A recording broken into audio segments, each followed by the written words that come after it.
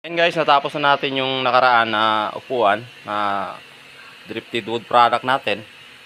Ayan, tapos na siya guys, may sandalan na yan oh. Ayan, napakaganda niyan, napakasulit. Para makita nyo yan oh. Gusto ko ipakita sa inyo to. Yung nakaraan, wala pang sandalan to. Ayan yung ginamit natin ng mga drifted wood products natin na nakahoy. Yung mga raw materials natin. Ayan, na-complete na siya.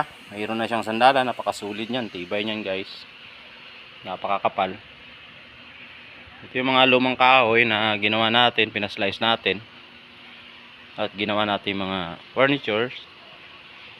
Ayan guys, oh, napakaganda niyan. At pag napuli varnish yan, lalabas yung grano ng ating drifted wood, napakaganda. Hardwood din yan siya guys. Ayan. Para makita nyo. Ayan guys, napakaganda niya no. Kapal yan. Ayan. Abangan nyo yung mga videos pa na i-upload natin guys. Sana magustuhan nyo.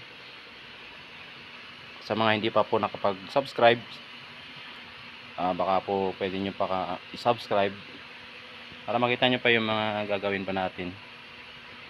Kung ano pa yung mga ma-upload natin, yung mga gagawin nating drifted wood products natin. Ayan guys, oh, napakaganda. Ayan lang muna guys, hanggang yan lang muna. Salamat po sa panunod ng mga videos. Thank you very much. God bless po. Ayan yung itsura niya guys, oh. Ilalim niya. Napakabigat nito.